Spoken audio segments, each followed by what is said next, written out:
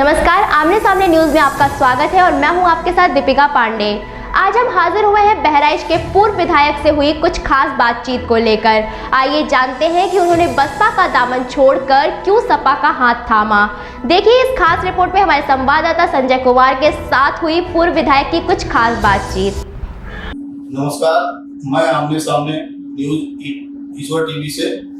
आज हम आपके अपने महासी विधानसभा क्षेत्र से बहुत ही कर्मठ और ईमानदार भूतपूर्व विधायक रह चुके श्री कृष्ण कुमार ओझा जी से कुछ दो शब्द जानना चाहेंगे और कुछ उनसे उनके बारे में जानना चाहेंगे। तो हम आपसे जानना चाहेंगे कि थोड़ा कुछ आप अपना विचार हमें जरा अपनी बारे में जरा बताने का। भाई साहब, सबसे पहले मैं अपना परिचय बता दूं। मेरा पूरा नाम कृष्ण कुमार ओझा है और 60 में लोग मुझे के ओझा के नाम से जानते हैं। मेरा राजनीतिक जीवन बहुत निम्न स्तर से शुरू हुआ। सन 2000 में मैं पहली बार ग्राम सभा का सदस्य बना और तब उस गांव की जनता ने हमें वहां पे प्रधान बनाया। सन 2005 में मैं महसी विधानसभा के महसी विकास खंड के पिपरा गांव से प्रधान हुआ। सन 2006 में मैं पहली बार उसी क्षेत्र से जिला पंचायत सदस्य हुआ। सन 2007 में मैं बहुजन समाज पार्टी के सिंबल पर विधानसभा का चुनाव लड़ा और जनता ने मुझे पहली बार इतिहास में उस सीट पर बहुजन समाज पार्टी को विजयी किया। सन 2012 में भी मैं पुनः विधानसभा का चुनाव लड़ा और फिर जनता ने मुझे वहां का विधायक बनाया। और चूंकि हम लोग जनप्रतिनिधि होने के नाते हमेशा जनता के बीच में रहते थे, इसलिए जनता ने हमेशा हमें बार बार मौका दिया।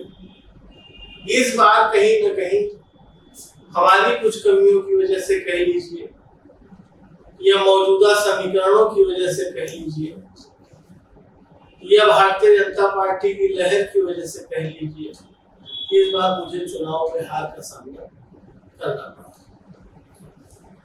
और जहां तक मैं सोचता हूं प्रत्येक जनप्रतिनिधि का कर्तव्य है कि वो जनता के बीच में रहे, जनता के सुख दुख में रहे, जनता के प्रत्येक कार्यों में बढ़ चढ़ के हिस्सा ले और जनता के साथ अपना सब कुछ निछावर कर दे। यह जनप्रतिनिधि का दायित्व होता है। जनप्रतिनिधि का काम सरकार और जनता के बीच में पुल का होता है कि जो जनप्रतिनिधि पुल का काम करे, जिससे जनता उसके पीठ पर पैर रख करके और अपने उच्च अधिकारियों तक अपनी बात पहुंचा सके। ये जनप्रतिनिधि का काम है। पार्टी में रहते हुए आपको तो काफी उतार चढ़ाव आया होगा। पार्टी में आप रहे, चुनाव लड़े, तो आपको काफी उतार चढ़ाव देखने को मिला होगा। उसको आपने कैसे फेस किया? क्योंकि जब मैं पहली बार विधानसभा का चुनाव जीता तो तुरंत ही बहुजन समाज पार्टी की सरकार बन गई और उस समय मैं सरकार का विधायक था और विपक्ष का भी विधायक रहा हूं। पार्टियों में तमाम तरीके की व्यवस्था होती है। मेरी ये अपनी पर्सनल थिंकिंग है, अगर किसी पार्टी का ग्राफ गिरता है तो उसके अंदर की उसकी स्वयं की गुटबाजी होती है, इसीलिए उसका ग्राफ रहता है। अन्यथा जो पार्टी अनुशासन के रूप में अच्छा कार्य करेगी, पब्लिक उसे कभी जाने ही नहीं देगी। अब तो आपने पार्टी बसपा को छोड़ दिया है और सपा को ज्वाइन किया है, ये किस कारण बसपा को आपने छोड़ दिया? बसपा को छोड़ने का कोई और प्रश्न नहीं था, क्योंकि अखिलेश जी की नीतियां, अखिलेश जी के शासनकाल में भी हम लोग विधायक रहे। अखिलेश जी का मिलनसार व्यक्तित्व, सभी लोगों से हंस करके मिलना, सभी लोगों का काम करना, और एक तरीके से तो विकास पुरुष के नाम से सदन में भी जाने जाते थे। आज उन्होंने जो भी व्यवस्थाएं कराई हैं, लोग उनका नाम ले रहे हैं। आज सरकार नहीं है समाजवादी पार्टी की, लेकिन हर व्यक्ति के मुंह से निकल रहा है कि अगर विकास के मामले में कोई सबसे बढ़िया मुख्यमंत्री है तो अखिलेश यादव जी हैं। इनकी कौन सी खूबियां आपको सपा में, जो सपा पार्टी है उसके अखिलेश यादव जी क्या है, इनकी कौन सी खूबियां आपको अच्छी लगी, इनकी विचारधारा क्या अच्छी है? सबसे बढ़िया इनकी ये योजना हुआ करती थी कि कन्या विद्यालय। हमारे जो हम भी स्कूल चलाते हैं, इंटर कॉलेज चलाते हैं, सरकारी इंटर कॉलेज है, एडेड है। जब बच्चियां इंटर पास करती थी तो उन्हें 25,000 से 35,000 के बीच का चेक मिल जाए। तमाम गांव में ऐसी व्यवस्थाएं हैं कि लोग डिग्री कॉलेज तक नहीं पहुंचा सकते थे, लेकिन जो गरीब बच्चियां हैं उनकी इंटर में ही शादी तय कर देते थे उनके माँ बाप। तो कम से कम उस राशि से जो कन्या विद्याधन के नाम पे मिलती थी, उस राशि से उनकी शादियां हो जाएगी। दूसरी सबसे बड़ी चीज ये है कि जो बच्चियां साइकिल चला करके विद्यालय पहुंचती थी, उससे पहले वो नहीं पहुंच पाती थी, साइकिल वितरित की जाती थी।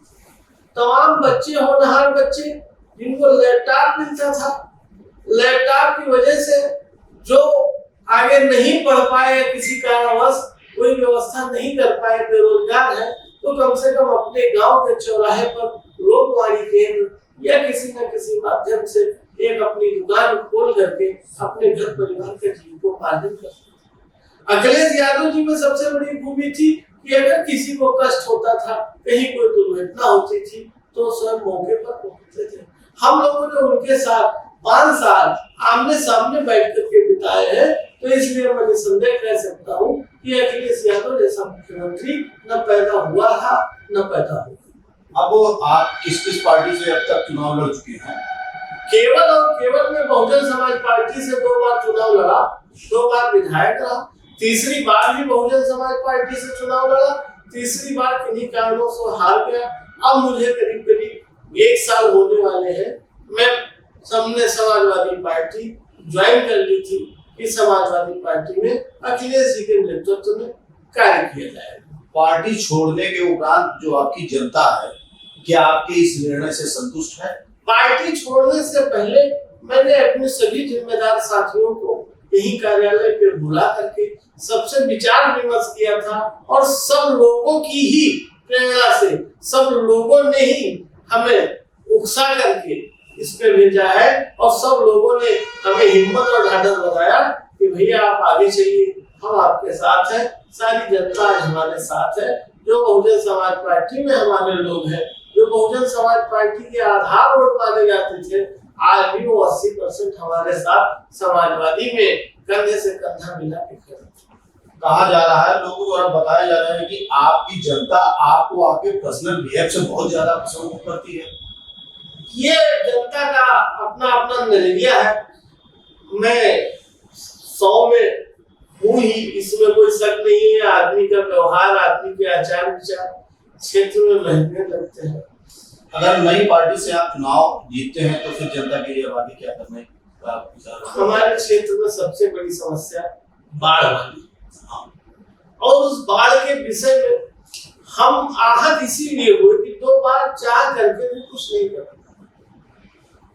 बिल्कुल लोग बांधों पर घर, झोपड़ियों में रहने को मजबूर है। सबसे बड़ी जो हमारी समस्या विभीषिका जो हर साल आती है और सैकड़ों के सैकड़ों गांव तबाह कर देती है, तो कम से कम उनके लिए इतना हो जाए कि हम उनको कहीं पुनर्वासित कर सकते हैं, कर सके, उनका कहीं घर बनवा सके, उनको कहीं जमीन दिला सके, यही हमारी मेन प्राथमिकता होती है। अभी के लिए फिलहाल इतना ही। बाकी खबरों के लिए देखते रहिए आमने सामने न्यूज। कल हो या आज, हम बनेंगे आपकी आवाज। अब आप और हम होंगे आमने सामने। देखिए ईश्वर टीवी पर हमारे साथ सिर्फ आमने सामने न्यूज।